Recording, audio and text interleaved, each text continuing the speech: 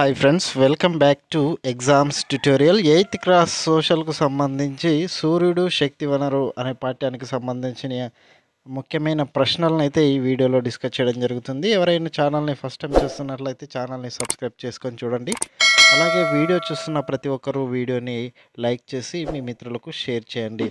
Text బుక్లోని line to line questions అయితే formation చేయడం జరిగింది. దీనికి సంబంధించి ప్రతి ఒక్క క్వశ్చన్ టెక్స్ట్ బుక్లో ఇచ్చినటువంటి ప్రతి లైన్ ఇంపార్టెంటే డిఎస్సి పాయింట్ ఆఫ్ వ్యూలో. దీనికి సంబంధించిన ఫస్ట్ క్వశ్చన్ చూసుకున్నట్లయితే, క్రింది వానిలో సరైన దానిని గుర్తించండి. దీనికి ఆన్సర్ చూసుకున్నట్లయితే, సౌరశక్తి భూమిని చేరడానికి 8 నిమిషాల సమయం అని పడుతుంది. ఇది ఆప్షన్ సి అనేది ఈ క్వశ్చన్కి సరైన సమాధానం. సౌరశక్తి అనేది భూమిని చేరడానికి 8 నిమిషాల సమయం అనేది పడుతుంది. ఇచ్చిన 4 ఆప్షన్లలో ఆప్షన్ సి అనేది సరైన సమాధానం. ఇండోనేషియా ఏ ప్రాంతంలో ఉంది? దీనికి ఆన్సర్ చూసుకున్నట్లయితే ఆప్షన్ ఏ భూమధ్య రేఖ. ఇండోనేషియా అనేది భూమధ్య రేఖ ప్రాంతంలో విస్తరించి ఉంది. ఆప్షన్ ఏ అనేది సరైన సమాధానం. నెక్స్ట్ క్వశ్చన్, 1992 జూలైలో లిబియాలోని అజీజియాలో నమోదైన అత్యధిక ఉష్ణోగ్రత ఎంత? దీనికి ఆన్సర్ వచ్చేసి ఆప్షన్ సి 57.8 డిగ్రీ సెంటీగ్రేడ్గా నమోదైంది. 1992 లిబియా దేశంలోని అజీజియా అనే ప్రాంతంలో అత్యధిక ఉష్ణోగ్రత నమోదు కావడం జరిగింది. ఆప్షన్ సి అనేది సరైన సమాధానం. నెక్స్ట్ క్వశ్చన్ చూసుకున్నట్లయితే, భూగోళంపై శక్తికి మూల వనరు ఏది? భూగోళంపై శక్తికి మూల వనరు ఏది? దీనికి ఆన్సర్ వచ్చేసి ఆప్షన్ బి సూర్యుడు. భూగోళానికి మూలమైన శక్తి వనరు సూర్యుడు. ఆప్షన్ బి అనేది సరైన సమాధానం. నెక్స్ట్ క్వశ్చన్, ప్రపంచంలో అత్యధిక ఉష్ణోగ్రత నమోదైన ప్రాంతం ఏది? ప్రపంచంలో అత్యధిక ఉష్ణోగ్రత నమోదైన ప్రాంతం అజీజియా.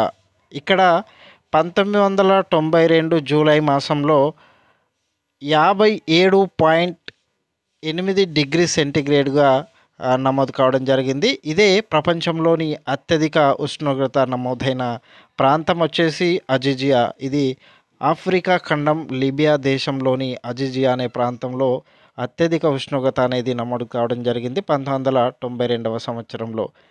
నెక్స్ట్ క్వశ్చన్ చూసుకున్నట్లయితే, భూమి ఉపరితలానికి చేరుకునే సౌర వికిరణాన్ని సౌరపుటం అంటారు. భూ ఉపరితలంలోని ఒక ప్రదేశం గ్రహించే సౌరపుటాన్ని క్రింది వాటిలో ప్రభావితం చేయని కారకం ఏది? దీనికి ఆన్సర్ చూసుకున్నట్లయితే ఆప్షన్ ఏ రేఖాంశం. సూర్యుడి నుంచి వచ్చే సౌర వికిరణాన్ని సౌరపుటం అని పిలుస్తారు. భూ ఉపరితలంలోని ఒక ప్రదేశం సౌరపుటాన్ని ప్రభావితం చేయని అంశం చూసుకున్నట్లయితే రేఖాంశం. ఎత్తు అనేది ఉష్ణోగ్రతను ప్రభావితం చేస్తుంది. పగటి కాలం ఉష్ణోగ్రతను ప్రభావితం చేస్తుంది. అక్షాంశం కూడా ఉష్ణోగ్రతను ప్రభావితం చేస్తుంది. ప్రభావితం చేయని అంశం రేఖాంశం. నెక్స్ట్ క్వశ్చన్, క్రింది వాటిలో ఏ రాష్ట్రంలో మిగిలిన రాష్ట్రాల కంటే సూర్యకిరణాలు సాంద్రత ఎక్కువగా ఉంటుంది? ఇచ్చినటువంటి రాష్ట్రాల్లో ఏ రాష్ట్రంలో సూర్యకిరణాల సాంద్రత ఎక్కువగా ఉంటుంది అని ప్రశ్న అడగడం జరిగింది. ఇచ్చిన రాష్ట్రాల్లో ఆంధ్రప్రదేశ్లో సూర్యకిరణాల సాంద్రత అనేది ఎక్కువగా ఉంటుంది. ఆప్షన్ బి అనేది సరైన సమాధానం. నెక్స్ట్ క్వశ్చన్, కర్కట రేఖ నుంచి మకర రేఖ వరకు మధ్య ఉన్న ప్రాంతాన్ని ఏ పేరుతో పిలుస్తారు? ఇది భూమధ్య రేఖ, ఇది కర్కట రేఖ, ఇది మకర రేఖ. కర్కట రేఖ నుంచి మకర రేఖ మధ్య ఉన్న ప్రాంతాన్ని ఉష్ణమండలంగా పిలుస్తారు. ఆప్షన్ డి అనేది సరైన సమాధానం. నెక్స్ట్ క్వశ్చన్, ఈ క్రింది వాటిలో ఏ అక్షాంశంపై సూర్యకిరణాలు వాలుగా పడతాయి? ఇచ్చినటువంటి ఆప్షన్లలో ఏ అక్షాంశంపై సూర్యకిరణాలు వాలుగా ఎక్కువ వాలుతో పడతాయి? ఆప్షన్ డి 90 డిగ్రీలు. అంటే ధృవాల వద్ద సూర్యకిరణాలు ఎక్కువ వాలుతో పడడం జరుగుతుంది. భూమధ్య రేఖ వద్ద నిట్ట నిలువుగా 90 డిగ్రీల వద్ద వాలు ఎక్కువగా పడడం జరుగుతుంది. దీనికి ఆన్సర్ వచ్చేసి ఆప్షన్ డి. నెక్స్ట్ క్వశ్చన్, సముద్ర మట్టం నుంచి ఎత్తుకు వెళ్తున్న కొద్దీ ఉష్ణోగ్రతలో ఈ క్రింది కనబరిచిన ఏ మార్పు సంభవిస్తుంది? దీనికి ఆన్సర్ వచ్చేసి ఆప్షన్ ఏ ఉష్ణోగ్రత అనేది తగ్గుతుంది.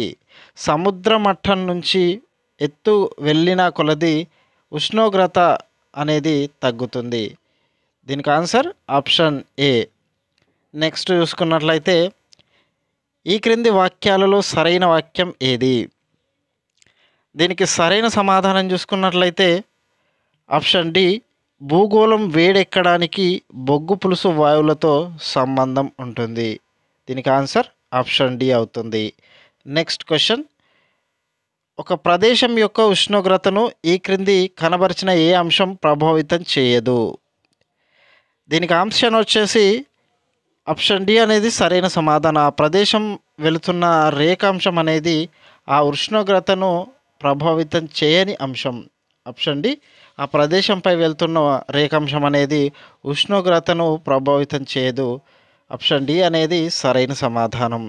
నెక్స్ట్ క్వశ్చన్, ఈ క్రింది ఇచ్చిన ఉష్ణోగ్రతలను ఎక్కువ నుంచి తక్కువకు అమర్చండి.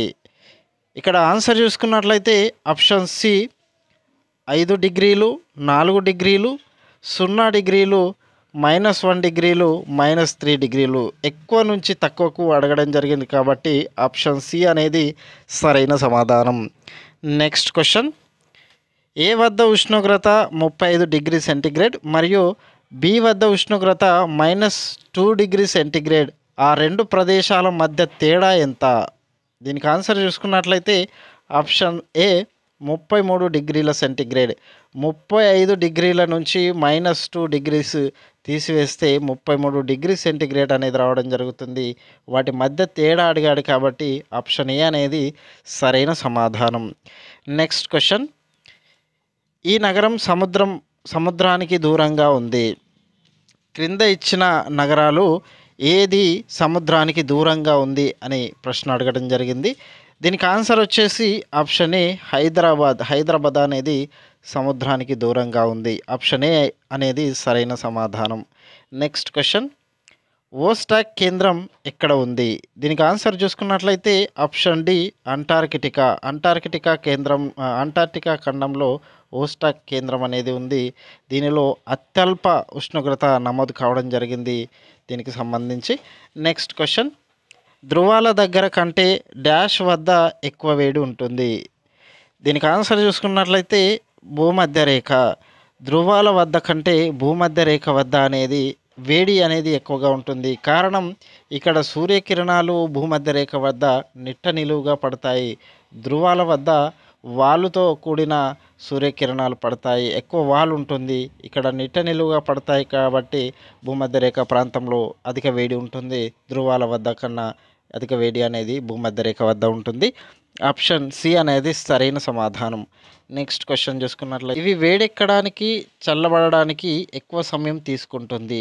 దీనికి ఆన్సర్ చూసుకున్నట్లయితే ఆప్షన్ బి సముద్రాలు అనేటివి నిదానంగా వేడెక్కుతాయి, నిదానంగా చల్లబడడం జరుగుతుంది. కాబట్టి వేడెక్కడానికి చల్లబడడానికి ఎక్కువ సమయం తీసుకునేటివి సముద్రాలు. ఆప్షన్ బి అనేది సరైన సమాధానం. నెక్స్ట్ క్వశ్చన్, భూమి ఉపరితలానికి చేరుకునే సౌర వికిరణాన్ని డాష్ అంటారు. దీనికి ఆన్సర్ చూసుకున్నట్లయితే ఆప్షన్ బి సూర్యపుటం. భూమి ఉపరితలానికి చేరుకునే సౌర వికిరణాన్ని సూర్యపుటం అని పిలుస్తారు. ఆప్షన్ బి అనేది సరైన సమాధానం. నెక్స్ట్ క్వశ్చన్ చూసుకున్నట్లయితే డాష్ ఎత్తును అనుసరించి తగ్గుతుంది. దీనికి ఆన్సర్ వచ్చేసి ఆప్షన్ ఏ ఉష్ణోగ్రత అనేది ఎత్తును అనుసరించి తగ్గడం జరుగుతుంది. ఆప్షన్ ఏ అనేది సరైన సమాధానం. నెక్స్ట్ క్వశ్చన్, ఈ సంవత్సరంలో లిబియాలోని అజీజియాలో అత్యధిక ఉష్ణోగ్రత నమోదు చేశారు. దీనికి ఆన్సర్ వచ్చేసి ఆప్షన్ సి 1992 జూలైలో లిబియాలోని అజీజియా ప్రాంతంలో అత్యధిక ఉష్ణోగ్రత అనేది నమోదు చేయడం జరిగింది. ఇక్కడ నమోదైన ఉష్ణోగ్రత 57.8 డిగ్రీ సెంటీగ్రేడ్గా ఉష్ణోగ్రత లిబియాలోని అజీజియా ప్రాంతంలో నమోదు కావడం జరిగింది 1992 జూలై మాసంలో. నెక్స్ట్ క్వశ్చన్ చూసుకున్నట్లయితే సూర్యుని నుండి నిరంతరం వెలువడే ఉష్ణరాశిని డాష్ అంటారు.